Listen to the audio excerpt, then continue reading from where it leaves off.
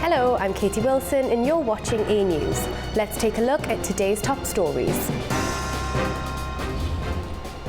Moldova's pro-EU ruling party secures victory in a tense election clouded by allegations of Russian interference.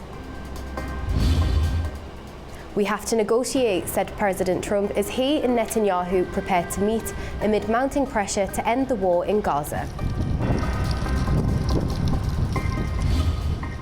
And Germany calls on the EU to loosen arms rules to sustain Ukraine's fight against Russia.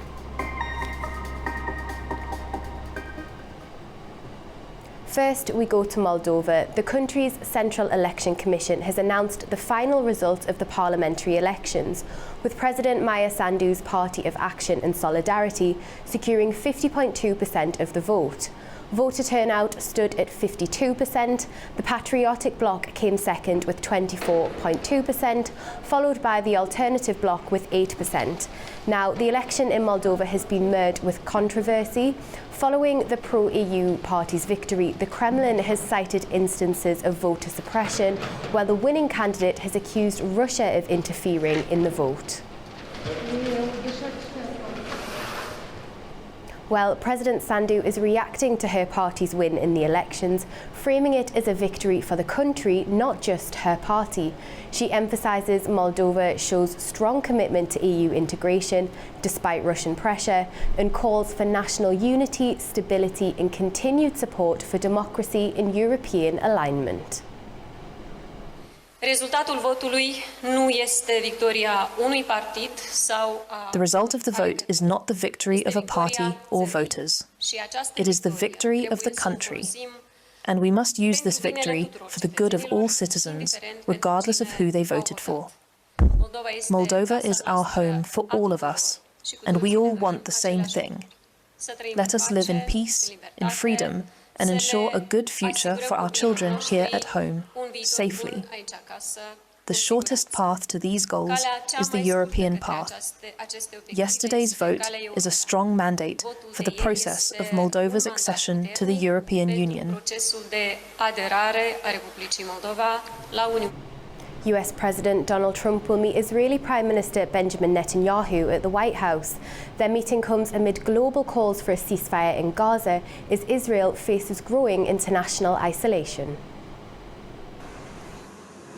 US President Donald Trump is set to meet Israeli Prime Minister Benjamin Netanyahu at the White House today. Their meeting comes as the war in Gaza nears its second anniversary, with Israel intensifying military operations in an effort to neutralize Hamas. Trump has expressed optimism that a deal to end the war is close, calling it a chance for greatness. He also pushed for negotiations at the United Nations General Assembly and called for the release of Israeli hostages taken during Hamas' 2023 attack on Israel. We have to stop the war in Gaza immediately. We have to stop it. We have to get it done. We have to negotiate.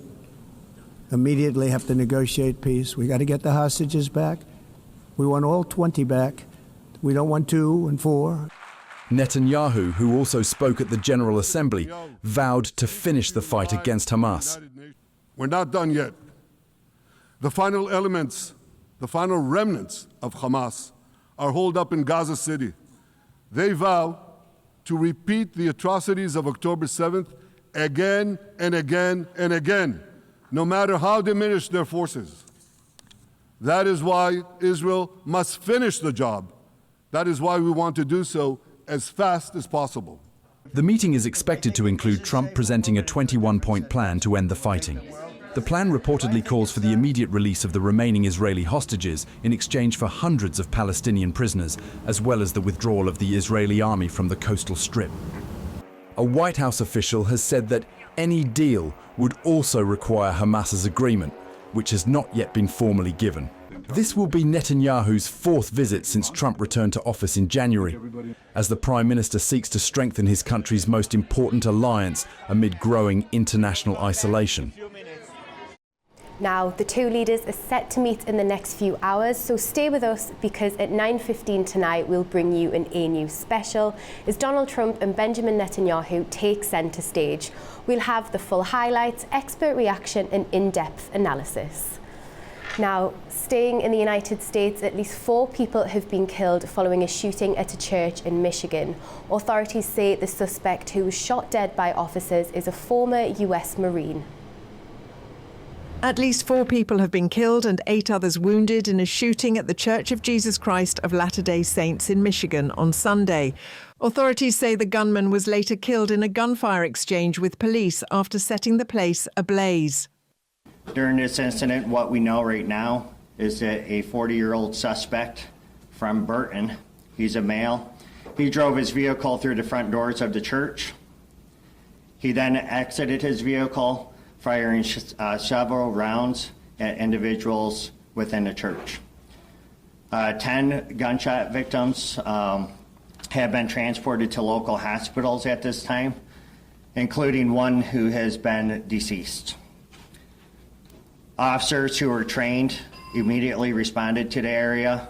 Investigators have identified the man as Thomas Jacob Sanford, a former US Marine.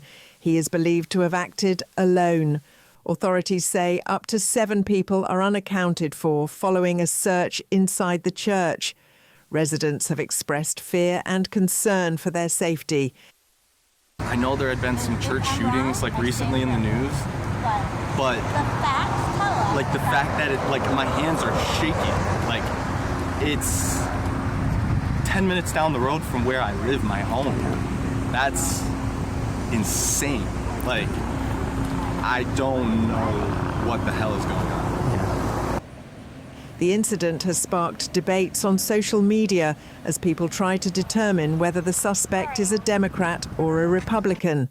US President Donald Trump said in a social media post that the FBI will lead the federal investigation, calling the incident an attack on Christians. US Attorney General Pam Bondi also posted on social media, describing the event as heartbreaking and chilling. The shooting comes after another recent attack in North Carolina that left 3 people dead when a gunman opened fire from a boat at a crowded waterfront bar. The Michigan rampage marks the 324th mass shooting in the United States in 2025, according to the Gun Violence Archive. At the Warsaw Security Forum in a parallel Weimar Triangle meeting, Germany's defence minister pushed for looser EU arms rules, while NATO foreign ministers emphasised unity in the face of Russian provocations. Meanwhile, Ukraine's President Zelensky outlined plans for a joint regional air defence shield, highlighting the ongoing drive for collective security in the region. The Warsaw Security Forum brought together European leaders just days after Russia launched one of its heaviest bombardments of Ukraine in recent months and amid repeated Russian drone incursions into NATO's airspace. At the forum, German Defence Minister Boris Pistorius urged the EU to loosen rules for the arms industry, saying Europe must be able to produce weapons more quickly to sustain Ukraine's fight. I have also just decided to deploy Bundeswehr personnel equipped with counter-drone equipment to Denmark to support our northern ally in securing next week's meeting of European heads of state and government. Ukraine's President Volodymyr Zelensky addressed the meeting by video, proposing a joint European air defence shield to counter Russian drones and missiles. Ukraine proposes to Poland and all our partners to build a joint, truly reliable shield against Russian aerial threats. And this is possible. Ukraine can counter all types of Russian drones and missiles. And if we act together in the region, we will have enough weapons and production capacity for these. If Russia loses the ability to strike in the skies, it will be unable to continue the war. Later in Warsaw, the foreign ministers of France, Germany and Poland met within the Weimar Triangle format. They stressed NATO's readiness to defend all member states and called for tighter sanctions against Moscow, citing recent Russian incursions into Allied airspace. Syria is to hold parliamentary elections on October the 5th, the first since the fall of former President Bashar al-Assad in December 2024. The elections are part of the new government's push to gain international recognition and carry out economic reforms to help Syria rejoin the global community. The new assembly will have 210 seats, 1/3 will be appointed by interim leader Ahmed al-Shara and 2/3 elected locally.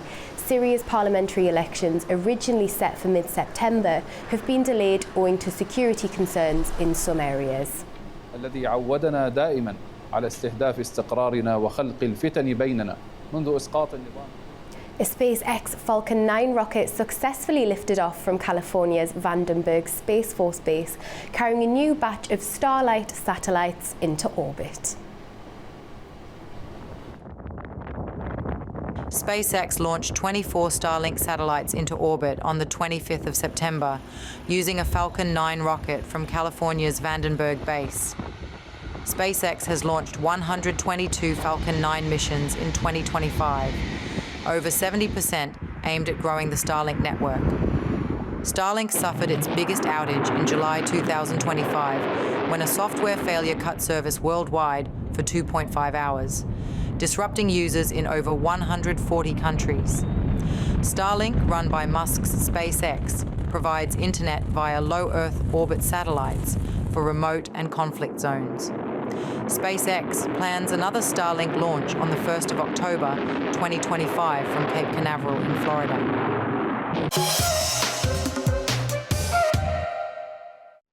Welcome back to AnewZ. Now, President Trump will push a new peace plan to end the Israel-Gaza war during talks with the Israeli Prime Minister Benjamin Netanyahu today. Trump has talked up prospects of reaching an agreement, telling journalists on Friday, "I think we have a deal." Joining us to look ahead to the talks is Nuno Wanon-Martins, a political analyst. Thank you for being with us. Now, President Trump seems optimistic going into these talks. How optimistic are you that a deal could be possible? Well, first and foremost, you have to be optimistic if you have already a deal being discussed on the table. That's the first point. The second point is this specific deal with the 21 points gives some space to fail some points on the deal, which is already good. It's not necessarily the whole deal that it's on stage here, on stake. So that gives the possibility that some arguments on both sides can be dropped, can be discussed later on. But in my view, I'm also very much optimistic. There is a lot of discussions before the meeting today as well, with partners who will be on the field regarding the implementation of the deal. And I do believe that on the side of, especially on Hamas, it will be basically the possibility of weapons, to renounce some ideals, and then to move on, even living in Gaza. Now, Hamas has said that they haven't formally been sent the proposal, and Netanyahu has said that the deal hasn't been finalised yet. Trump is optimistic, but is everybody else? Listen, it's normal when you are negotiating, and it's normal when you have a tour de force on both sides. And it's normal when you have a mediator who is more optimistic on both sides to have this type of narratives. This is nothing unusual. Also, to be honest, I think that the main point for the Israelis at this time is what is going to happen with the hostages. The hostages is the first thing to be on the table. And if it doesn't happen, then there is no deal. So I think that in that sense, that's why we should be optimistic. As long as Hamas is willing to give the hostages, then the rest of the deal will be like a snowball. So you mentioned that the hostages are a key part of this plan, and there have been some leaked copies of the plan. So could you talk us through what we know so far about what could be in this deal? Well, we are talking about basically, as far as I know, about the 21 points for Gaza. The 21 points for Gaza has different aspects. Some of them are already, to be honest with you, debated in the past, especially by former Prime Minister Tony Blair. Another ideas which are basically to re-educate the Israelis and the Palestinians in order to accept each other, especially in my view, the Palestinians and the people in Gaza to accept Israel. And the second thing, there is also a milestone development that will allow the redevelopment of the territory of Gaza, and on a timing where the Israelis will only drop when there will be a nice and a safe authority to take over the part that was taken by the Israelis. And that's a far cry from Trump's previous suggestion of redeveloping Gaza into a US-owned Riviera, isn't it? Absolutely. The question is, let's put it like this. It's not exactly on those terms, but you have some points in this 21 plan which can be linked to that. The difference is the idea that people got when President Trump said that is that will be developed not by the Palestinians, by the people living in Gaza, but by other people. With this plan, that idea is still there, not in those terms of Mediterranean Riviera, but the economic development is a crucial path to get peace in the territory and to get the territory living side by side with Israel on one hand. On the other hand, in this specific plan, that idea of the economic development, it will be made by the Palestinians, and it will be made by the Palestinians who would like to stay in the territory and who will have to renounce to their, let's say, authoritarian and totalitarian and terrorist ideas. Now, even if Trump is able to persuade Netanyahu of this plan, let's consider the Knesset and Netanyahu's governing coalition. Can we expect the ultranationalists within that coalition to accept a plan like this? Absolutely not. But that's not the point, because the point is very simple. If Prime Minister Netanyahu wants the plan, if there is a lot of noise, a lot of discussion about the implementation of the plan, I will remind you about the 2005 Israel disengagement from Gaza, when there was a lot of criticism by the ultranationalist groups in Israel, and despite that, there was disengagement by the Israeli forces. Here it will be the same. I do believe that in order to, let's say, ratify this agreement, what Prime Minister Netanyahu will do is to go to elections, because the elections will be the best way to say we accept the deal and let's move on with the deal. Otherwise, the criticism by the ultranationalists, either it will be ended by negotiation with the Likud party, or it will be a split in the coalition and the government will fall necessarily, which goes at the end, at what I'm saying, back to elections, and then we'll see if the agreement goes further or not. And you mentioned that public opinion in Israel there, and families of Israeli hostages are also urging President Trump to uphold his proposed deal to end the Gaza war. They said, "We respectfully ask you to stand firm against any attempts to sabotage the deal you've brought." So what can we expect from not only the Israeli public, but the hostage family? There's mounting pressure on Netanyahu, isn't there? Well, I wouldn't say... It's difficult to say that you have a lot of pressure. It is true that the first goal since the beginning was to release the hostages, but we should not forget one thing. The 7th of October 23 was a milestone, was a turning point, where clearly the majority of the society, the Israeli society, don't see anymore the Palestinians, especially the Palestinians living in Gaza, as a partner for peace or for co-living, on one hand. On the other hand, it is normal that the families of the hostages, not knowing if the hostages are still alive or not, which some leaks says that half of them are alive, half are not, they want them back. And the problem is that for Israel, every single life is a life to be defended. But sometimes when you have this clash between one life and the national interest, what do we want here? We want here the hostages, but Prime Minister Netanyahu also wants to defeat Hamas. And I do believe that this will of defeating Hamas is also very strong in the Israeli society. despite the fact that the majority of the Israeli society wants the hostages back to Israel. And we got a sense of that in Netanyahu's speech at the UN General Assembly, didn't we? And this all comes in the wake of this, where we heard Netanyahu reiterate that he would not allow a Palestinian state and labelled the Palestinian Authority corrupt to its core. But it was also where several European countries recognised the state of Palestine. So what impact will that meeting in New York have on the negotiations today?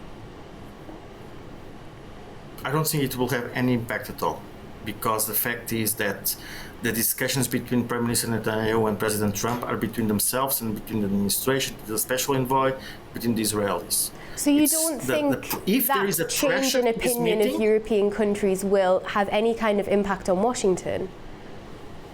Absolutely not. The only pressure that can come is from the Arab states. Qatar, Saudi Arabia, eventually Turkey. But these are the ones who can put pressure. And even Turkey, I have my doubts. From Europe, absolutely not. You can have discussions between Prime Minister Starmer and President Trump on this, as we had when President Trump went to London. There were some statements as well, briefly ones, and President Trump was clear. The only one of the single items we disagree between me and Prime Minister Starmer is exactly this issue. What happened in New York is, I see it in a different way. People see this as this desire to create a Palestinian state. But we forgot one thing. The Europeans have been providing and financing the Palestinians for the past, I don't know how many decades. But they're also Israel's traditional allies. These are Israel's traditional allies here. And isn't it showing that Israel is becoming increasingly isolated? Which traditional allies? Only the British. I don't think so, because no, one second. I think no. I agree with you. I think there is a certain isolationism from certain allies, as the UK, for instance. The relationship between France and Israel has always been tense, at least since 1967. So the question is, it's not necessarily true that this isolationism by the European countries is clearly damaging Israel. It puts pressure. It puts pressure on the economic side of the EU-Israel Association Agreement, for instance. But I don't know, but it also puts pressure on Europe. People forget this. You know, there is one point that nobody talks about, but the amount of facilities and pieces that Israel gives for certain defense products in Europe is huge. If Europe wants to defend themselves from Russia, and getting the American missiles defense, this defense will have Israeli pieces. Some Air Force airplanes, jets, they have Israeli pieces, or they are made by Israel indirectly. So it's not that clear what is going on. That's the idea. What you said is clearly, I agree, on the basis, but when you start to dig in, I don't know what is more pressure, Israel or Europe. Now, if we look ahead to these talks, which are due to happen later today, who would you say is in the strongest negotiating position here? To be very honest with you, I think the strongest, sometimes, I'm going to say something which might not be, I think it's Hamas. Only because of the hostages. And this makes the whole difference. Because the question is this.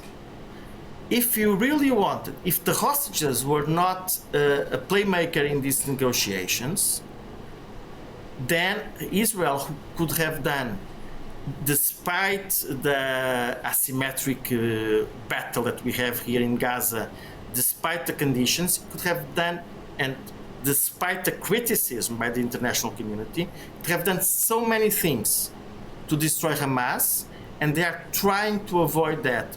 Because of two things, to try to do as much as possible to comply with international lawfare on one hand, and on the other hand, to get the hostages alive. And it's not easy. And President Trump, this is why Hamas has the strongest position. And President Trump did promise Arab and Muslim leaders during a meeting at the sidelines of the UNGA that he would not allow Prime Minister Netanyahu to annex the West Bank. So what do you envisage for the future of the West Bank? The future of the West Bank should be in that vein the development of political structure and of the political reality where Palestinian politicians, Palestinian leaders should be engaged in developing the West Bank on one hand, and on the other hand to recognize and to live side by side with Israel. The biggest problem of the Palestinians is the leadership has not been either strong enough to develop and to create a democratic society. Either they can or not, this is a different discussion, but they should have done it, and they should have done it through the prism of the financing and the capabilities that the Europeans and the Americans have done to especially to the PA on one hand. On the other hand, there is one point which is important. First point is, which you can divide into, recognition of Israel is not only on the paper, it has to be a real recognition of Israel. And there is another thing. People like to talk about... We are running out of time there. Sorry to cut in there, but thank you so much for joining us on the programme. It was really great to get your insights. Thank you so much. Thank you. Bye-bye. Welcome back to AnewZ. Now let's take a closer look at the key stories shaping the region. It's Baku Climate Action Week, and government officials, climate leaders and delegates have all gathered in Baku to hear how the global climate agenda can be further actioned after the successful COP29 conference in Baku last year. Our reporter Nadia Jani was at the first day and brings us this.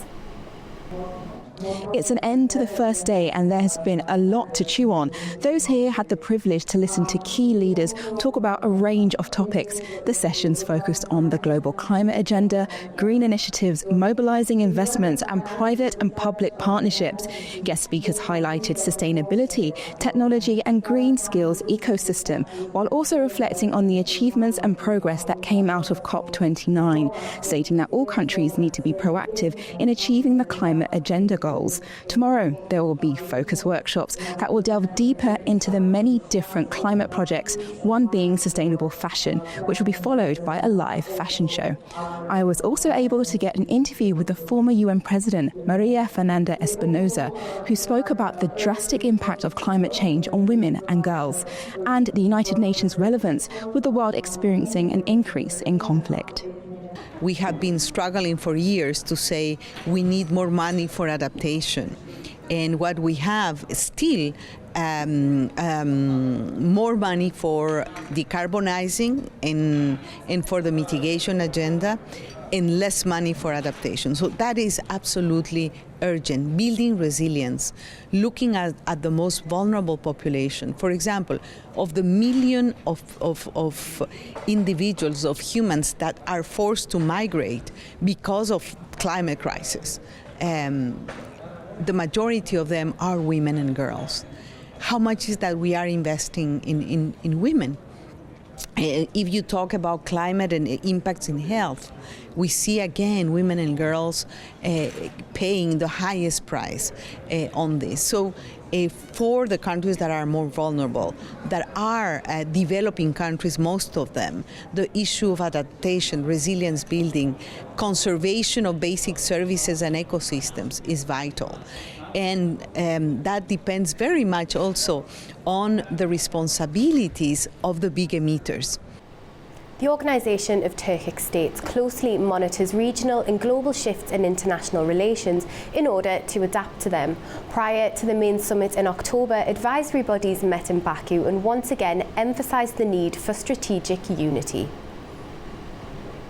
Ahead of the Organisation of Turkic States summit in October, think tanks from member states gathered in Baku on Monday. The conference, titled OTS as a Regional Actor During Global Uncertainty, brought together numerous regional experts who shared their views on the organisation's response to current international developments. At this high-level conference, members of the Organisation of Turkic States are discussing political, economic and cultural cooperation. The goal is to address regional challenges and to enhance organisation influence on the global stage. Growing cooperation among Turkic states is shifting the geopolitical and economic balance in the region toward member and observer countries. external powers now have to engage with a unified bloc instead of individual states. That is according to chairman of the Azerbaijani Center of Analysis of International Relations, Farid Shafiev. The last 2 years against Turkic unity, against the Organization of Turkic States, we see disinformation campaign, especially now in the context of the events in the Middle East. We see a coordinated campaign against Azerbaijan. So this platform, Organization of Turkic States, the think tank form of Organization of Turkic States, it allows us to discuss those issues, to prepare responses. There are different momentum in the history when we sometimes should show flexibility to certain issues, and that should be understandable, taking into account that most of the Turkic states, they live in very complex geopolitical environment. The organisation's Deputy Secretary-General Omer Kocaman marked that relations among the Turkic states rooted in shared history, language, culture and traditions hold significant strategic value and potential. He also noted that the OTS's upcoming projects offer great promise for the region. In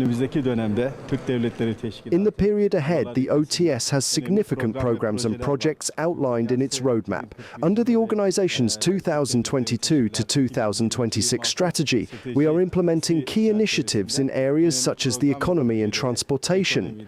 We are also carrying out important programs across the fields like tourism, media and youth.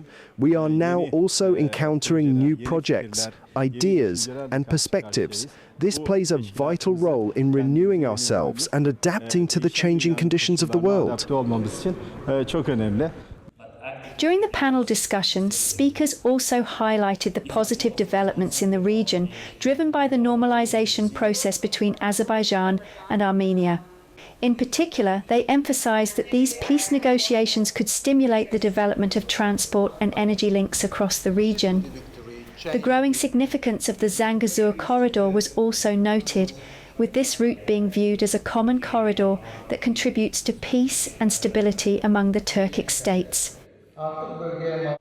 Well, global innovators and tech pioneers are also meeting in Baku this week to explore the next big breakthroughs in technology and business. From hands-on workshops to expert panels, the summit is setting the stage for the future of regional innovation. Our reporter Gulcin Hojalieva has more from the event. Baku is hosting one of the region's biggest innovation gatherings this week as the emerge Summit 2025 brings together entrepreneurs, investors and technology leaders from across the world. Opening remarks by Mikhail Jabbarov, Azerbaijan's Minister of Economy, and Rashad Nabiev, Minister of Digital Development and Transport, set the stage for 2 days of discussions on emerging technologies and new business opportunities. As in previous editions, the summit features global tech leaders and industry experts, among them Pixar co-founder Ed Catmull, Netflix co-founder Mark Randolph, and former OpenAI executive Zach Kass, sharing their insights on innovation and leadership. We'll also be bringing you exclusive interviews with key leaders from Visa and TikTok as attendees connect, collaborate, and exchange ideas that could drive growth across the region. We'll keep you updated throughout the summit. I'm Gulcin Hojalieva with Ilkin Mehdiev for AnewZ. Uzbekistan remains one of the fastest developing countries in Europe and Central Asia. This is stated in the latest World Bank report, Development Prospects of the World Economy. However, risks are also significant for the country. Our correspondent Sevil Rajapova has more from Tashkent. According to the EBRD's latest Regional Economic Prospects report, Uzbekistan will remain one of the fastest growing economies in Central Asia, with GDP projected to rise 6.7% in 2025. In the first half of this year alone, the economy expanded by 7.2%, driven by 30% surge in exports, particularly gold and tourism revenues, which helped offset lower gas production. Remittance inflows and public investment programs also continue to support growth. Looking back, Uzbekistan's economy grew by 6.5% in 2024, with nominal GDP reaching around $115 billion. Growth in 2023 was 6%, while 2022 saw 5.5%, showing steady resilience despite global challenges. Growth is being fueled by several factors, including strong domestic demand supported by remittances from migrant workers, major investment and infrastructure projects that stimulate business activity, and rising exports of gold and services, such as tourism, which bring in vital foreign currency. However, risks are also significant. The EBRD warns of high dependence on remittances, vulnerability to commodity price swings, and exposure to external shocks from Russia and China. The World Bank also notes structural challenges, including the need for further reforms, productivity growth, and deeper economic diversification. Overall, while Uzbekistan's growth outlook remains strong, sustaining this momentum will depend on reducing external vulnerabilities and ensuring reforms translate into inclusive long-term development. It is Cyril Rajapo reporting from Tashkent, Uzbekistan, AnewZ. An American citizen has been released from custody in Afghanistan and is on his way home following months of negotiations. Our correspondent Tamim Bahis has all the details from Kabul. Amir Amiri, who had been detained in Afghanistan, was freed during a visit to Kabul by a US delegation. That delegation was led by Adam Bowler, the president's special envoy for hostage affairs, and included senior White House officials. Amiri traveled first to Doha through the mediation of Qatari officials. He is expected to continue on to the United States later this week. American representatives described the release as a constructive step, thanking Qatar for its role and highlighting the possibility of further progress on detainee issues. Former US envoy Zalmay Khalilzad said the move could help improve ties between Washington and Kabul, while also raising hopes that other cases of American prisoners will be resolved. The US Secretary of State Marco Rubio welcomed Amiri's return and stressed that Washington will continue working to bring home all Americans held abroad. In Kabul, Afghan Foreign Minister Amir Khan Muttaqi said the release was made to demonstrate that disputes can be settled through diplomacy. He added that Kabul does not treat detainee issues as political bargaining, and also credited Qatar for its involvement. Amir Amiri is on his way back to the United States after what officials on both sides called a significant step forward. His release highlights a rare moment of cooperation between Washington and Taliban. This is Tamim Bahis in Kabul for AnewZ.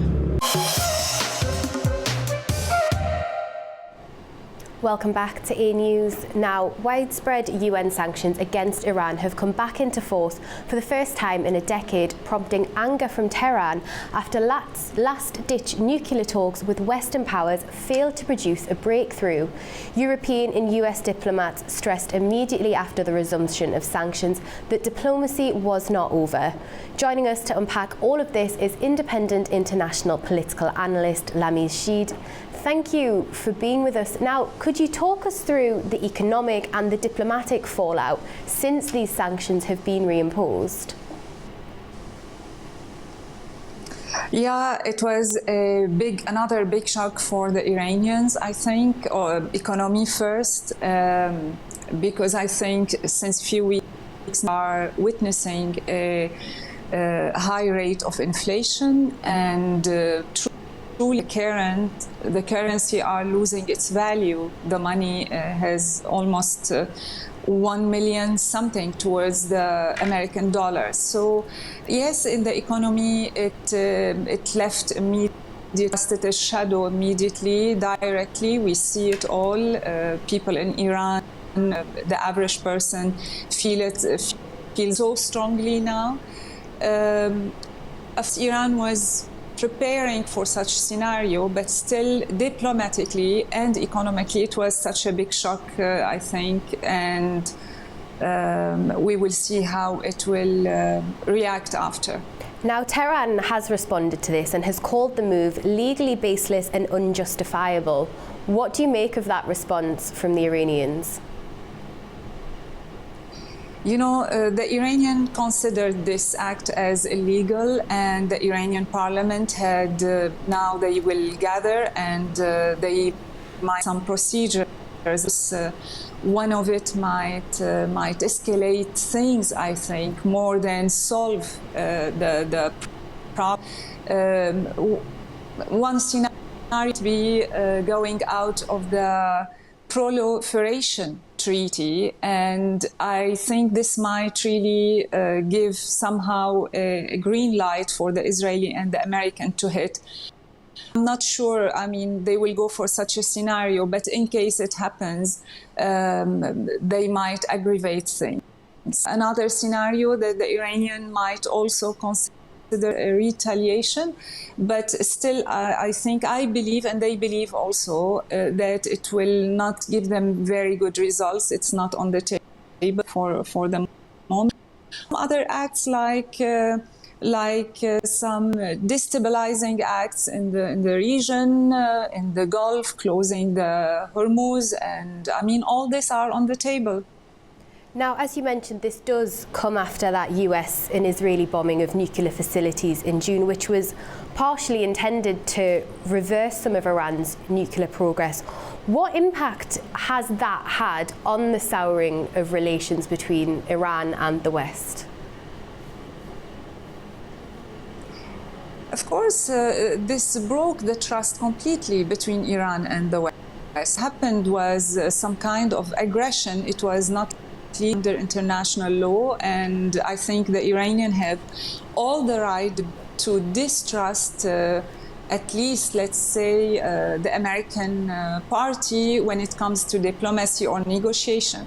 Though we should not forget that until today, they are open for diplomacy, and until today there are some kind, we are maybe expecting some kind of agreements, and agreements that might be based on how much the Iranians are ready to give any to lower their expectation. For example, the American, they want them zero enrichment. The Iranian, they are not willing for the time being to go for this, or they asked for to eliminate the range of missiles that they have to 500 kilometers only. And this is another subject that the Iranians are taking it very sensitively. So I'm not sure they are willing to do.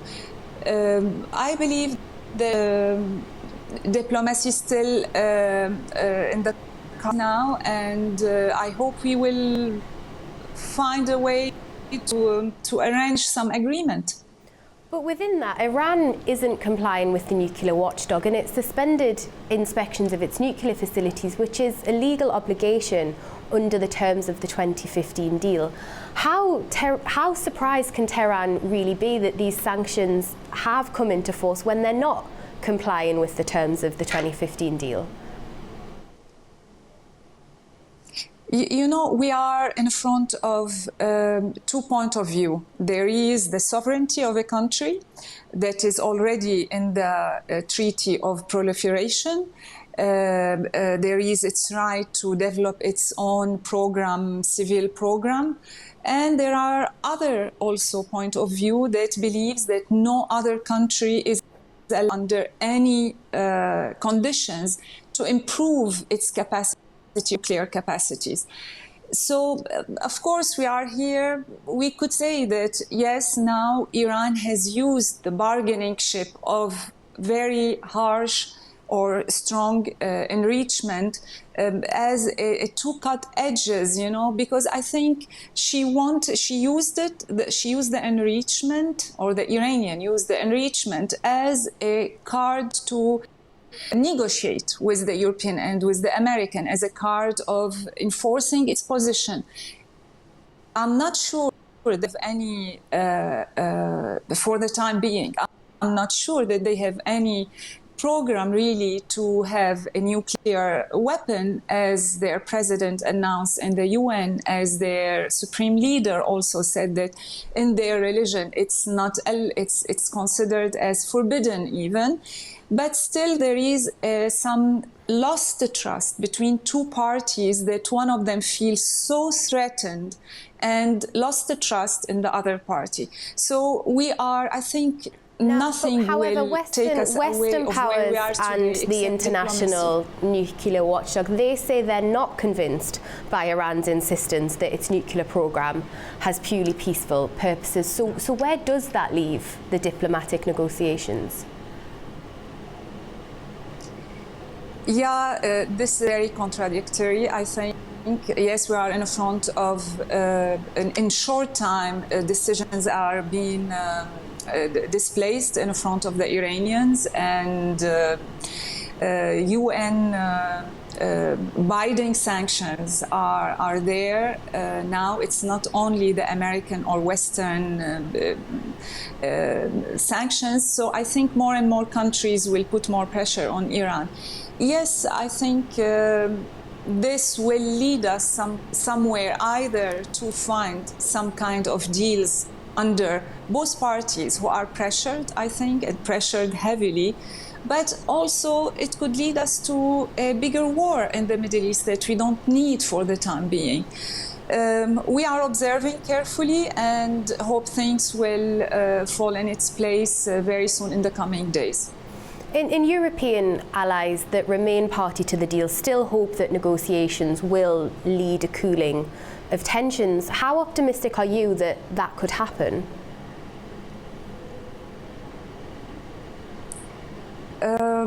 The European countries that has a say over international affairs had said its word, and it was the decision that was taken in the United Nations. It was taken according to the three biggest players in Europe. I mean, Britain, Germany, and France. So I'm not sure lots of space is being left for other players, except if we could prolong maybe the final confrontation or the tip point, if we could say it. I think still both parties are careful. Everybody is hiring its bargain, and I think both parties are so much aware of the delicacy of the situation.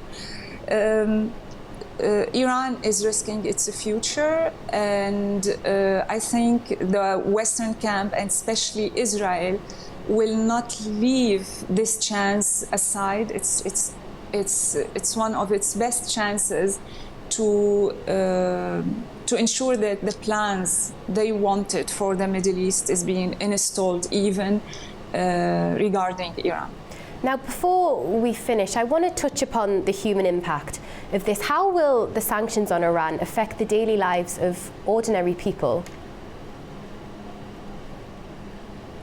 Absolutely. Sanctions are always affecting the lives of ordinary people. They will suffer the most. Always we will find a group of people that will benefit in any regime on earth from certain sanctions, but it's for the ordinary people, unfortunately. Now we will watch how China will react into this, because this might also make a difference, I think, because they are the main buyers of the Iranian oil, and I think they might go for a better bargain or a better price when it comes to buying the Iranian oil. But I believe Iran was preparing itself to such scenarios. The other story that how much the sanctions are willing to take the country, because we saw how much it was very successful sanctions to break regimes in the past. Look what happened in Syria. I mean, nothing brought situation to where it is today except the that was exposed on the Syrian regime. So the Western sphere now is so aware that this is really this will really lead to a complete victory when it comes to what they want from Iran in the new Middle East. Thank you very much for all of your insights and for joining us on the programme. Thank you for having me. That brings you up to date with world news for the hour. Thank you for watching and stay tuned to AnewZ.